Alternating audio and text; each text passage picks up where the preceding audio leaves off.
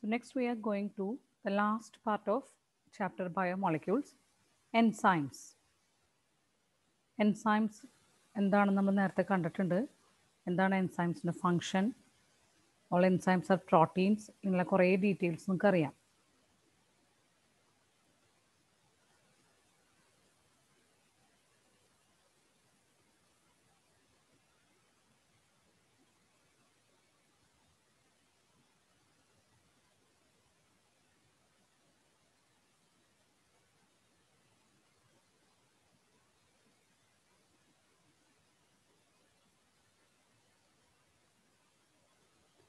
Enzymes are biological catalysts which influence the speed of biochemical reactions. Catalyst ആണ്. Catalyst നിങ്ങൾ കെമിസ്ട്രിയിൽ പഠിച്ചിട്ടുണ്ട്. Catalyst speed up the reaction.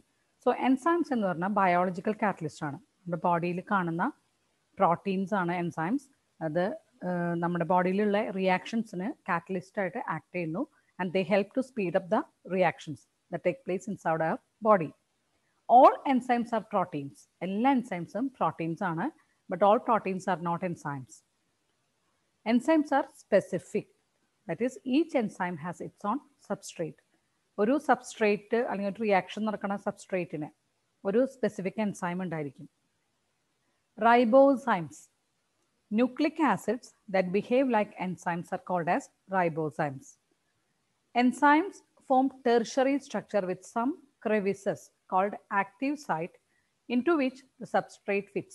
Enzymes in tertiary four structures നമ്മൾ കണ്ടു അല്ലേ? Primary structure, secondary structure, tertiary structure and quaternary structure. ടെർഷറി സ്ട്രക്ചറിലിരിക്കുന്ന എൻസൈംസിന് active sites ഉണ്ട്, ചെറിയ പോക്കറ്റ്സ് ഉണ്ട്. ആ പോക്കറ്റ്സിലേക്കാണ് എൻസൈം സ്പീഡപ്പ് ചെയ്യുന്ന റിയാക്ഷൻ്റെ സബ്സ്ട്രേറ്റ് ഫിറ്റ് ചെയ്യുന്നത്. ആ പോക്കറ്റിനെയാണ് active site of the enzyme എന്ന് പറയുക. Then chemical reactions, enzymes reactions. Chemical compounds undergo two types of changes. Physical change ഉണ്ടാവുക, chemical change ഉണ്ടാവും.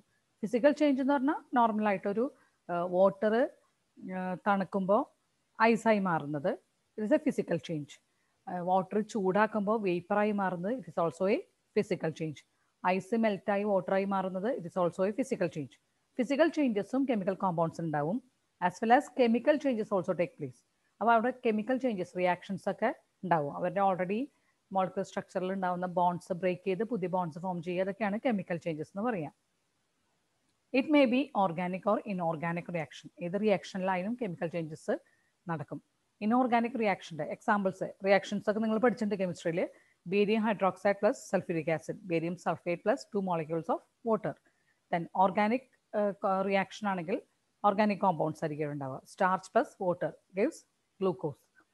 അപ്പോൾ ഒരു കെമിക്കൽ റിയാക്ഷൻ്റെ rate of a physical or chemical process is equal to amount of product formed per unit time. ഒരു ടൈമിൽ unit ടൈമിൽ ഉണ്ടാവുന്ന പ്രൊഡക്റ്റിൻ്റെ എമൗണ്ട്, അതനുസരിച്ചാണ് ഒരു റിയാക്ഷൻ്റെ റേറ്റ് നമ്മൾ കാൽക്കുലേറ്റ് ചെയ്യുക. Rate of a physical or chemical reaction is equal to amount of product formed per unit time. ഇനി റേറ്റിനെ നിങ്ങൾ വെലോസിറ്റി എന്ന് ഫിസിക്സിൽ പഠിച്ചിട്ടുണ്ട്. ഡയറക്ഷനുള്ള rate is called velocity. Rates of physical and chemical processes are influenced by factors such as temperature. Generally, rate doubles or decreases by half for every 10-degree change in either direction. അപ്പോൾ ഒരു റിയാക്ഷൻ്റെ rate, ഫിസിക്കലോ കെമിക്കലോ റിയാക്ഷൻ്റെ റേറ്റിനെ influence ചെയ്യുന്ന ഒരു important ഫാക്ടറാണ് temperature. Temperature കൂടുക കുറയുക ചെയ്താലും rate കൂടാം കുറയാം. Rate of enzyme catalyzed reactions is very high. Enzyme catalyzed reaction rate വളരെ കൂടുതലായിരിക്കും. Example carbonic anhydrase. Carbonic anhydrase എന്ന് പറഞ്ഞാൽ when carbon binds with water, carbon dioxide binds with water. അപ്പോൾ കാർബോണിക് ആസിഡ് ഫോം ചെയ്യണം. ആ റിയാക്ഷൻ്റെ catalyst എന്ന് പറയുന്നത് അല്ലെങ്കിൽ സ്പീഡപ്പ് ചെയ്യാൻ സഹായിക്കുന്നത് കാർബോണിക് anhydrase ആണ്. Carbonic anhydrase is the fastest enzyme. ഏറ്റവും സ്പീഡായിട്ട് ഏറ്റവും കൂടുതൽ കാറ്റലിറ്റിക് ആക്ടിവിറ്റി കാണിക്കുന്ന ഒരു എൻസൈമാണ് carbonic anhydrase. It accelerates the following reaction 10 million times. അതിൻ്റെ എക്സാമ്പിളും കാണാം. In the absence of enzyme, ഇപ്പോൾ ഈ റിയാക്ഷനിൽ കാർബോണിക് അൻഹൈഡ്രേസ് ഇല്ല എന്ന് വിചാരിക്കുക. Only 200 molecules of carbonic acid are formed in an hour. ഒരു മണിക്കൂറിൽ 200 മോളിക്യൂൾസ് കാർബോണിക് ആസിഡ് മാത്രമേ ഫോം ചെയ്യുള്ളൂ. If the reaction takes place in the absence of carbonic anhydrase. ഇനി കാർബോണിക് അൻഹൈഡ്രേസിന്റെ പ്രസൻസിലാണ് ആ റിയാക്ഷൻ നടക്കണമെങ്കിൽ about 6 lakh molecules formed per second. അപ്പോൾ എൻസൈമിൻ്റെ ഇഫക്റ്റ് നിങ്ങൾക്ക് അവിടെ മനസ്സിലാവും. കാർബോണിക് അൻഹൈഡ്രേസ് എന്ന എൻസൈം ഇല്ലെങ്കിൽ ഒരു മണിക്കൂറിൽ 200 മോളിക്യൂൾ കാർബോണിക് ആസിഡാണ് ഫോം ചെയ്യണമെങ്കിൽ in the presence of carbonic anhydrase ഒരു സെക്കൻഡിൽ 6 lakh molecules of carbonic acid are formed. അപ്പോൾ അതാണ് എൻസൈമിൻ്റെ effect. In a metabolic pathway, each step is catalyzed by different enzymes. നിങ്ങൾ ഗ്ലൈക്കോളിസിസ്, ക്രെബ്സ് സൈക്കിൾ ഇതൊക്കെ പഠിക്കാനുണ്ട്. ഓരോ സ്റ്റെപ്പിലും അത് ആ സ്റ്റെപ്പിന് സ്പീഡപ്പ് ചെയ്യാൻ വേണ്ടി എൻസൈംസ് ഉണ്ടെന്ന് നിങ്ങൾ പഠിക്കും. ഓരോ മെറ്റബോളിക് പാത്വേസിലും, ലിവിങ് ബോഡിയിൽ നടക്കുന്ന എല്ലാ മെറ്റബോളിക് പാത്വേസിലും എൻസൈംസിൻ്റെ സഹായത്തോടെയാണ് നമ്മുടെ ബോഡിയിലെ എല്ലാ റിയാക്ഷൻസും നടക്കുക. കുറച്ചും കൂടി ഡീറ്റെയിൽ ആയിട്ട് നിങ്ങളത് ബോട്ടണിയിൽ നിങ്ങൾക്ക് പഠിക്കാനുണ്ട്. ഇനി enzyme acts with substrate like a lock and key model action. സാധാരണ ഒരു ലോക്കിൽ ഒരു കീ മാത്രം നമുക്ക് യൂസ് ചെയ്യാൻ പറ്റുള്ളൂ അല്ലേ? അതേപോലെ സ്പെസിഫിക് ആയിട്ടുള്ള ആക്ഷനാണ് എൻസൈമും സബ്സ്ട്രേറ്റും തമ്മിൽ ഉണ്ടാവുക. അതായത് ഒരു എൻസൈമിന് ഒരു പ്രത്യേക സബ്സ്ട്രേറ്റ് ആയിട്ട് മാത്രമേ കാറ്റലൈസ് ചെയ്യാൻ പറ്റുള്ളൂ. ഇനി എപ്പോഴും റിയാക്ഷൻ നടക്കുമ്പോൾ സബ്സ്ട്രേറ്റ് ബൈൻഡ് ചെയ്യുന്നത് എൻസൈമിൻ്റെ ആക്റ്റീവ് സൈറ്റ് ആയിട്ടായിരിക്കും. Substrate binds to the active site of enzyme. This induces some changes in enzyme so that substrate is tightly bound with the active site of enzyme to form enzyme substrate complex. അപ്പോൾ reaction നടക്കുമ്പോൾ catalyse ചെയ്യാൻ അവിടെയുള്ള എൻസൈമിൻ്റെ active സൈറ്റിലേക്ക് substrate bind ചെയ്യും എന്നാണ് നമ്മൾ പറഞ്ഞത്. ഈ bind ചെയ്യുമ്പോൾ അവിടെയും ഒരു കെമിക്കൽ ചേഞ്ച് നടക്കുന്നുണ്ട്. അങ്ങനെ ഒരു enzyme substrate complex ES form ചെയ്യുന്നു. This active site breaks the chemical bonds of the substrate to form enzyme product complex. അപ്പോൾ ഈ change enzyme substrate complex form ചെയ്ത് കഴിഞ്ഞാൽ എൻസൈമിൻ്റെ സഹായത്തോടെ ആക്റ്റീവ് സൈറ്റ് എന്ത് ചെയ്യും? എൻസൈമിൻ്റെ ആക്റ്റീവ് സൈറ്റ് സബ്സ്ട്രേറ്റിൻ്റെ കെമിക്കൽ ബോണ്ട്സ് ബ്രേക്ക് ചെയ്ത് ആൻഡ് സബ്സ്ട്രേറ്റിനെ പ്രൊഡക്റ്റ് ആക്കി മാറ്റുന്നു. So the complex changes to enzyme product complex. The enzyme releases the products. Enzyme product complex form ചെയ്ത് കഴിഞ്ഞാൽ എൻസൈമിൻ്റെ റോൾ അവിടെ തീർന്നു. എൻസൈം എന്ത് ചെയ്യും? ഈ പ്രൊഡക്റ്റിനെ റിലീസ് ചെയ്യുന്നു. എൻസൈം ബിക്കംസ് ഫ്രീ ആയി. These free enzyme is ready to bind to other molecules of the substrate. ഈ ഫ്രീ എൻസൈം വീണ്ടും റിയാക്ഷൻ്റെ സ്റ്റാർട്ടിങ്ങിൽ ഉള്ള സബ്സ്ട്രേറ്റുമായിട്ട് ബൈൻഡ് ചെയ്ത് സെയിം പ്രോസസ്സ് നടക്കുന്നു. അപ്പോൾ സിമ്പിൾ പ്രോസസ്സാണ്, ബട്ട് സ്പെസിഫിക് ആണ് എൻസൈമിൻ്റെ ആക്ഷൻ. ഒരു എൻസൈം ഒരു പ്രൊഡക്റ്റ് ഒരു സബ്സ്ട്രേറ്റ് ആയിട്ട് മാത്രമേ ബൈൻഡ് ചെയ്യുള്ളൂ. സോ ദ റിയാക്ഷൻ്റെ സ്റ്റെപ്സ് ഇതൊക്കെയാണ്. ഫസ്റ്റ് ഡയഗ്രം നോക്കിയാൽ മനസ്സിലാവും. എൻസൈം പ്ലസ് സബ്സ്ട്രേറ്റ് ആണ് കാണിച്ചിരിക്കുന്നത്. And forms enzyme substrate complex. ഈ കോംപ്ലക്സ് ഫോം ചെയ്യുമ്പോൾ എൻസൈമിൻ്റെ ആക്റ്റീവ് സൈറ്റ് ഈ സബ്സ്ട്രേറ്റിൻ്റെ കെമിക്കൽ ബോണ്ട്സ് ബ്രേക്ക് ചെയ്ത് സബ്സ്ട്രേറ്റിനെ പ്രൊഡക്റ്റ് ആക്കി മാറ്റുന്നു. So this is a change. So here the ES-EP ആയി, എൻസൈം പ്രൊഡക്റ്റ് കോംപ്ലക്സ് ആയി. Then enzyme releases the substrate. എൻസൈമിൻ്റെ റോൾ അത്രയേ ഉള്ളൂ. പ്രൊഡക്റ്റിനെ റിലീസ് ചെയ്യുന്നു. റിലീസസ് ദ പ്രൊഡക്റ്റിനെ റിലീസ് ചെയ്തു. വീണ്ടും എൻസൈം എന്ത് ചെയ്യും? അടുത്ത സബ്സ്ട്രേറ്റ് ആയിട്ട് ബൈൻഡ് ചെയ്യാൻ പോകുന്നു. സോ ഇതാണ് എൻസൈമിൻ്റെ action. How do enzymes speed up a chemical reaction? എങ്ങനെയാണ് എൻസൈംസ് ഒരു റിയാക്ഷനെ സ്പീഡപ്പ് ചെയ്യുന്നത്? എന്താണ് അവിടെ നടക്കുന്ന process? Activation energy. It is the additional energy required to start a chemical reaction. ഒരു കെമിക്കൽ റിയാക്ഷൻ സ്റ്റാർട്ട് ചെയ്യണമെങ്കിൽ വളരെയധികം എനർജി ആവശ്യമാണ്. ആ അഡീഷണൽ ആയിട്ട് എനർജീനെയാണ് നമ്മൾ ആക്ടിവേഷൻ എനർജി എന്ന് പറയുക. In an exothermic and endothermic reaction. Exothermic എന്ന് പറഞ്ഞാൽ ഹീറ്റ് പുറത്തേക്ക് വരുന്ന reaction. Endothermic means it absorbs heat release ചെയ്യുന്നത് എക്സോതെർമിക്, ഹീറ്റ് അബ്സോർബ് ചെയ്യുന്ന endothermic reaction. The substrate must go through A much high energy state. Substrate വളരെയധികം high energy സ്റ്റേറ്റിൽ കൂടെ pass ചെയ്യണം റിയാക്ഷൻ നടക്കണമെങ്കിൽ. ആ എനർജി സ്റ്റേറ്റിന് നമ്മൾ ട്രാൻസിഷൻ സ്റ്റേറ്റ് എനർജി എന്ന് പറയും. ആക്ടിവേഷൻ എനർജി എന്ന് പറഞ്ഞാൽ ഈ സബ്സ്ട്രേറ്റിൻ്റെ ആവറേജ് എനർജിയും ഈ ട്രാൻസിഷൻ സ്റ്റേറ്റ് എനർജിയും തമ്മിലുള്ള ഡിഫറൻസ് ആണ് ആക്ച്വലി ആക്ടിവേഷൻ എനർജി. അതായത് ഒരു സബ്സ്ട്രേറ്റ് പ്രൊഡക്റ്റായി മാറണമെങ്കിൽ ആ സബ്സ്ട്രേറ്റിനെ ആക്ടിവേറ്റഡ് ആവണം. സബ്സ്ട്രേറ്റിന് വളരെയധികം എനർജി ആവശ്യമാണ്. അപ്പോൾ ഈ എനർജി വരുന്ന ആ എനർജി ഉള്ള ആ സ്റ്റേറ്റിന് നമ്മൾ ട്രാൻസിഷൻ സ്റ്റേറ്റ് എനർജി എന്ന് പറയുന്നു. അപ്പോൾ ആ സബ്സ്ട്രേറ്റിൽ അത്രയധികം എനർജി കിട്ടിയാൽ മാത്രമേ അത് പ്രൊഡക്റ്റായിട്ട് കൺവേർട്ടഡ് ആവുള്ളൂ. ആ രണ്ടിൻ്റെ ഡിഫറൻസിന് നമ്മൾ ആക്ടിവേഷൻ എനർജി എന്ന് പറയും. സബ്സ്ട്രേറ്റിൻ്റെ ആക്ച്വൽ എനർജിയും പ്ലസ് ഈ പ്രൊഡക്റ്റായി മാറുമ്പോൾ വേണ്ട ട്രാൻസിഷൻ സ്റ്റേറ്റ് എനർജിയും തമ്മിലുള്ള ഒരു ആവറേജ് ആണ് activation energy. You can make out this from the ഗ്രാഫിൽ കണ്ടറിയാം. സബ്സ്ട്രേറ്റ് ഒരു ആക്ടിവേഷൻ എനർജിയിൽ സഹായത്തോടെ പ്രൊഡക്റ്റായി മാറും. അപ്പോൾ ആക്ടിവേഷൻ എനർജി വിത്തൗട്ട് എൻസൈം ഇല്ലെങ്കിൽ ആക്ടിവേഷൻ എനർജി കുറവ് മതി. എൻസൈം ഉണ്ടെങ്കിൽ ആക്ടിവേഷൻ എനർജി, എൻസൈം ഇല്ലെങ്കിൽ ആക്ടിവേഷൻ എനർജി ഇത് എത്ര വേണം നോക്കൂ. ആക്ടിവേഷൻ എനർജി വിത്തൗട്ട് എൻസൈം കൂടുതൽ ആക്ടിവേഷൻ എനർജി വേണം. But when enzyme is present activation energy കുറവ് മതി. അപ്പോൾ സബ്സ്ട്രേറ്റ് ആ ഒരു ട്രാൻസിഷൻ സ്റ്റേറ്റിലേക്ക് എത്തി വീണ്ടും അത് എന്തായി മാറി? പ്രൊഡക്റ്റായി മാറി. If the product is at A lower energy level than the substrate, the reaction is an exothermic reaction and it requires no energy to form the product. Exothermic reaction ആണെങ്കിൽ റിയാക്ഷനിൽ പ്രൊഡക്റ്റ് ഒരു lower energy ലെവലിലാണ്, substrate ആണ് higher energy ലെവലിൽ. അപ്പോൾ extra energy ഒന്നും ആവശ്യമില്ല, അത് heating ഒന്നും ആവശ്യമില്ല. ഇനി biochemical reaction enzymes lower the activation energy, as A result speed of the reaction increases. അപ്പോൾ ഒരു റിയാക്ഷൻ നടക്കുമ്പോൾ ഈ ആക്ടിവേഷൻ എനർജീനെയാണ് ആക്ച്വലി എൻസൈം കുറയ്ക്കുന്നത്. അപ്പോൾ ആക്ടിവേഷൻ എനർജി വേണം ആ ഒരു സബ്സ്ട്രേറ്റ് പ്രൊഡക്റ്റായി മാറണമെങ്കിൽ. ഈ ആക്ടിവേഷൻ എനർജി എൻസൈം കുറയ്ക്കും. അതാണ് എൻസൈമിൻ്റെ ആക്ഷൻ. അപ്പോൾ റിയാക്ഷൻ സ്പീഡായിട്ട് നടക്കുകയും ചെയ്യും. So this is the role of enzyme. ഇനി what are the factors which control a reaction? എന്തൊക്കെ ഫാക്ടേഴ്സാണ് എൻസൈമിൻ്റെ ആക്ഷനെ കൺട്രോൾ ചെയ്യുക?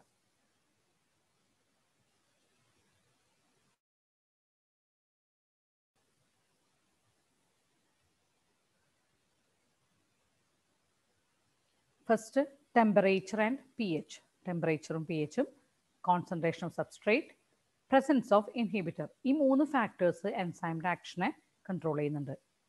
So first we can see what's the role of temperature and P H. Enzymes show highest activity at optimum temperature and P H. അപ്പോൾ ഓരോ എൻസൈമിനൊരു optimum temperature ഉണ്ട്. ആ ടെമ്പറേച്ചറിൽ എന്താണ് ഒപ്റ്റിമം ടെമ്പറേച്ചർ? എൻസൈമിൻ്റെ ആക്ടിവിറ്റി ഏറ്റവും കൂടിയ ആ ടെമ്പറേച്ചറാണ് അതിൻ്റെ ഒപ്റ്റിമം ടെമ്പറേച്ചർ. അതുപോലെ എൻസൈമിൻ്റെ ആക്ടിവിറ്റി ഏറ്റവും കൂടിയ ഒരു പി എച്ച് ആണ് അതിൻ്റെ ഒപ്റ്റിമം പി എച്ച്. ഈ ഒപ്റ്റിമം ടെമ്പറേച്ചറിലാണ് എൻസൈം ഏറ്റവും കൂടുതൽ ആക്ടിവിറ്റി കാണിക്കുക. അത് ഓരോ എൻസൈം അനുസരിച്ച് ഡിഫറെൻ്റ് ആയിരിക്കും. Activity declines below and above the optimum value. അപ്പോൾ ഈ ഒപ്റ്റിമം ടെമ്പറേച്ചറിൽ അല്ലെങ്കിൽ ഒപ്റ്റിമം പി എച്ചിൽ മാത്രമേ ഹയസ്റ്റ് ആക്ടിവിറ്റി കാണിക്കുള്ളൂ. അതിൽ നിന്ന് താഴ്ന്നാലും അതിൽ നിന്ന് കൂടിയാലും എൻസൈമിൻ്റെ ആക്ടിവിറ്റി കുറയും. അറ്റ് ലോ ടെമ്പറേച്ചർ കുറയുമ്പോൾ എന്താ സംഭവിക്കുക? Enzyme become temporarily inactive. Enzyme ഇനാക്റ്റീവായി മാറും ടെമ്പറേച്ചർ കുറയുമ്പോൾ. എന്തിനേക്കാളും കുറയുമ്പോൾ? ഒപ്റ്റിമം ടെമ്പറേച്ചറിനേക്കാളും കുറയുമ്പോൾ. But when the temperature increases above optimum temperature എന്താ സംഭവിക്കുക? The enzymes destroyed. Enzyme destroyed ആവും. കാരണം എൻസൈംസ് എല്ലാം പ്രോട്ടീൻസ് ആണ്. Proteins are denatured. അതിന് നാശം സംഭവിക്കുക, അതിൻ്റെ നേച്ചർ ചേഞ്ച് ആയി നാശം സംഭവിക്കുക ചെയ്യുക കൂടുതൽ ടെമ്പറേച്ചർ വരുമ്പോൾ. സോ ഏറ്റവും കൂടുതൽ ആക്ടിവിറ്റി കാണിക്കുന്ന ആ ടെമ്പറേച്ചറാണ് എൻസൈമിൻ്റെ ഒപ്റ്റിമം ടെമ്പറേച്ചർ. ആ പി എച്ച് ആണ് എൻസൈമിൻ്റെ optimum P H. So when the temperature decreases enzyme become inactive. When the temperature increases above the optimum temperature, enzymes are destroyed because all the enzymes are proteins and proteins are denatured by heat. Inorganic catalysts work at high temperature and pressure. അപ്പോൾ organic കാറ്റലിസ്റ്റിൻ്റെ കാര്യം പറഞ്ഞത്, inorganic catalyst high ടെമ്പറേച്ചറിലും പ്രഷറിലും work ചെയ്യും, inorganic ആയിട്ടുള്ള catalyst. പക്ഷേ enzymes higher ടെമ്പറേച്ചറിൽ damage ആവും. ഇനി ചില തെർമോഫിലിക് ബാക്ടീരിയ ഉണ്ട്. നമ്മൾ വളരെയധികം ചൂട് വന്നാലും റെസിസ്റ്റ് ചെയ്ത് നിൽക്കാൻ പറ്റുന്ന ബാക്ടീരിയയാണ് തെർമോഫിലിക് ബാക്ടീരിയ. ആ തെർമോഫിലിക് ഓർഗാനിസംസിന് it have enzyme which are stable at high temperature. അവരിലുള്ള എൻസൈംസ് ഹൈ ടെമ്പറേച്ചറിൽ സ്റ്റേബിളായിട്ട് അല്ലെങ്കിൽ ആക്റ്റീവായിട്ട് നിൽക്കുന്ന എൻസൈംസ് ആയിരിക്കും. അത് ആ ഓർഗാനിസത്തിൻ്റെ പ്രത്യേകതയാണ്. Because that organism can withstand higher temperature. Higher temperature വന്നാലും ഓർഗാനിസം ആ ബാക്ടീരിയയ്ക്ക് നാശം സംഭവിക്കില്ല. The next important factor which affects the enzyme action is concentration of substrate. With the increase in substrate concentration, velocity of enzyme action rises at first and reaches a maximum velocity. അപ്പോൾ നമ്മൾ ഒരു reaction നടക്കുമ്പോൾ enzyme അവിടെ already present ആണ്. ആ റിയാക്ഷനിലേക്ക് അതിന് substrate add ചെയ്യാണ്. Substrate add ചെയ്തുകൊണ്ടിരിക്കുമ്പോൾ ആദ്യം തന്നെ എൻസൈം ആക്ഷൻ്റെ വെലോസിറ്റി സ്പീഡ് ആദ്യം കൂടും. ഒരു മാക്സിമം ലെവലിൽ എത്തുന്ന വരെ സ്പീഡ് കൂടിക്കൊണ്ടിരിക്കും. ആ മാക്സിമം ലെവലാണ് വി മാക്സ്, വെലോസിറ്റി മാക്സിമം എന്ന് പറഞ്ഞാൽ V max. This is not exceeded further by further rise in concentration.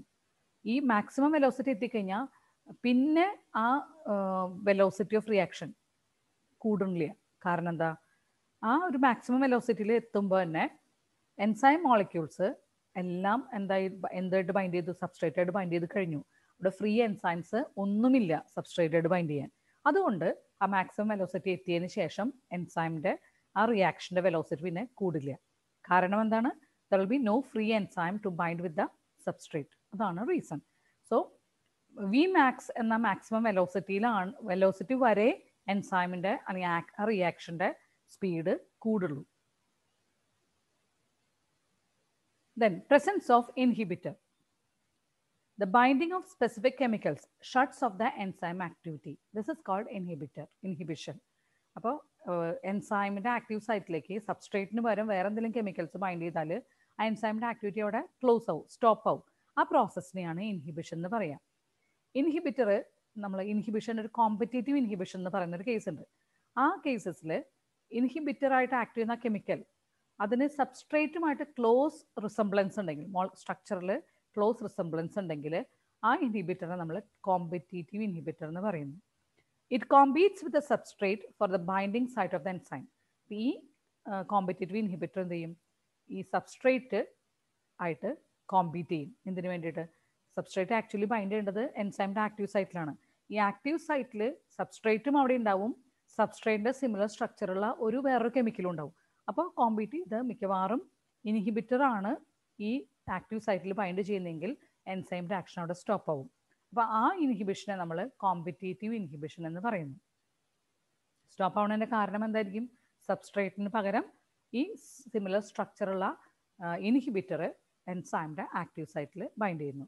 So here we can see the two examples, to non competitive inhibition അല്ലെ enzyme substrate inhibitor. അല്ലെങ്കിൽ സബ്സ്ട്രേറ്റും ഇൻഹിബിറ്ററും ഒരേ similar structure അല്ല, അപ്പോൾ എന്നിട്ടും അവിടെ ഇൻഹിബിഷൻ നടക്കുന്നുണ്ട്. എൻസൈം ഇൻഹിബിറ്റർ കോംപ്ലക്സ് ഫോം ചെയ്യുമ്പോൾ ഇൻഹിബിഷൻ നടക്കുന്നുണ്ട്. But here it is non competitive inhibition. പക്ഷെ ഇവിടെ നോക്കൂ, enzyme substrate inhibitor almost similar സ്ട്രക്ചറാണ് എൻസൈമിൻ്റെയും സബ്സ്ട്രേറ്റിൻ്റെയും ഇൻഹിബിറ്ററിൻ്റെയും. അപ്പോൾ എൻസൈമിൻ്റെ ആക്റ്റീവ് സൈറ്റിൽ സബ്സ്ട്രേറ്റ് ആണ് വരേണ്ടിയിരുന്നത്, പക്ഷെ അതിന് പകരം ഇൻഹിബിറ്റർ ബൈൻഡ് ചെയ്യുന്നു.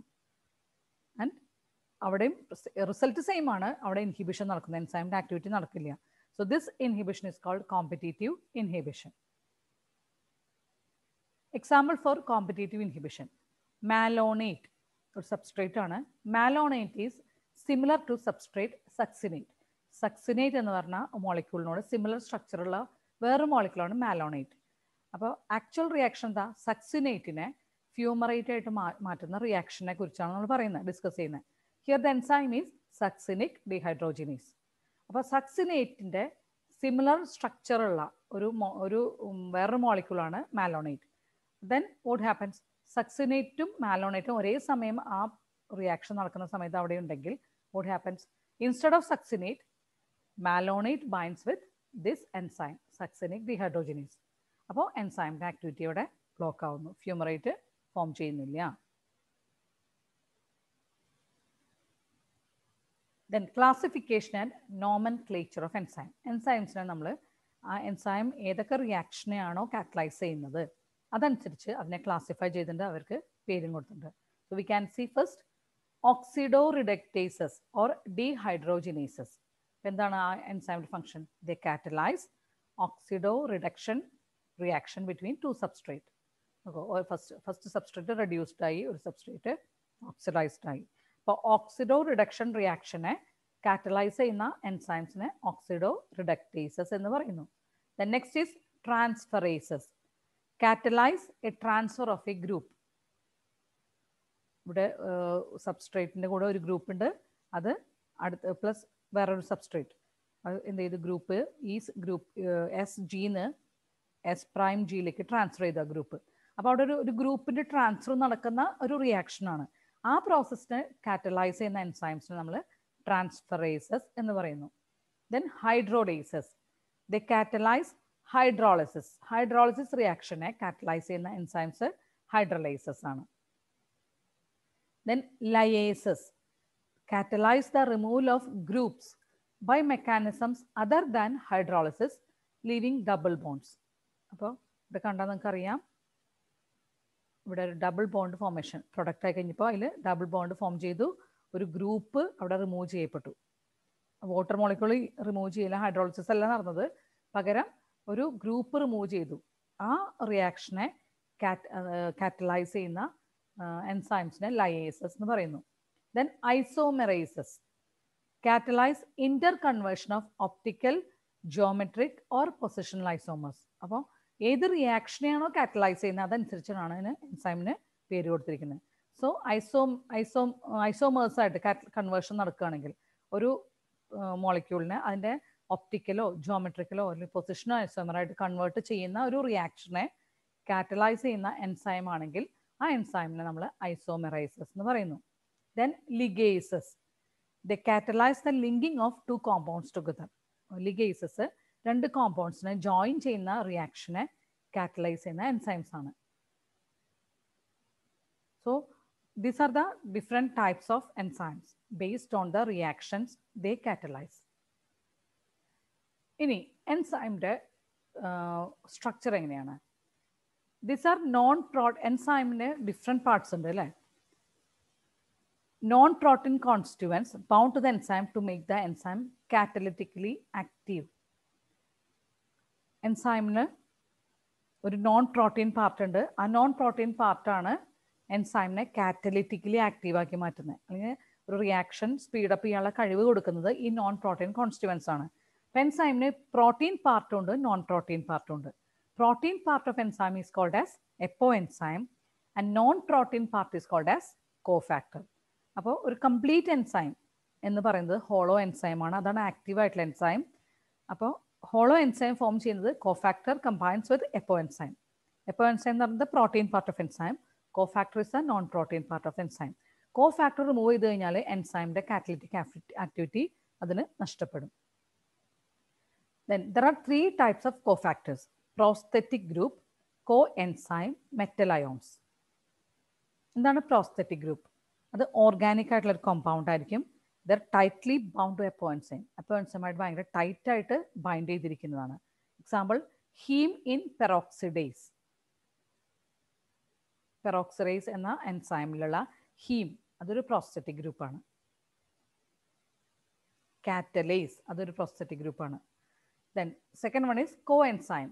അതും ഓർഗാനിക് കോമ്പൗണ്ട് ആയിരിക്കും, ബട്ട് ഒരു പ്രോസ്തെറ്റിക് ഗ്രൂപ്പ് പോലെ ടൈറ്റായിട്ട് ബൈൻഡ് ചെയ്യില്ല, പക്ഷെ ഒരു നേരിയ ബൈൻഡിങ് നടക്കുന്നുണ്ട് അവിടെ. നേരിയതായിട്ട് മാത്രമേ ബൈൻഡ് ചെയ്തിരിക്കുള്ളൂ, ട്രാൻസിയൻറ്റ് ബൈൻഡിങ് ആണ്. മെനി കോ എൻസൈംസ് കണ്ടെയ്ൻ വൈറ്റമിൻസ്. കോ എൻസൈംസിൽ മിക്കവാറും വൈറ്റമിൻസ് ആയിരിക്കും. ഇനി കോ എൻസൈമിൻ്റെ എക്സാമ്പിൾ NAD, NADP ഇതെല്ലാം. അതിൽ നിയാസിൻ വൈറ്റമിൻ ഉണ്ട്. കോ എൻസൈംസിൽ വൈറ്റമിൻ മിക്ക കോ എൻസൈംസിലും വൈറ്റമിൻസ് പ്രസൻ്റ് ആയിരിക്കും. അപ്പോൾ NAD, NADP ഒക്കെയാണ് coenzymes. Then third type of cofactor ആണ് മെറ്റൽ അയോൺസ്. മെറ്റൽ അയോൺസ് എന്ന് കേൾക്കുമ്പോൾ അറിയാം മെറ്റൽസ് ആയിരിക്കും. They form coordination bonds with side chains at active site and one or more coordination bonds with substrate. Metal ions metals ആണ് അവിടെ കോഫാക്ടറായിട്ട് act ചെയ്യണമെങ്കിൽ metal ions എന്ന് പറയുന്നു. Zinc is a cofactor of carboxypeptidase. അപ്പോൾ ഒരു എൻസൈമിന് protein part non protein പാർട്ടും ഉണ്ട്. So here comes the end of the chapter. Chapter complete ആയി.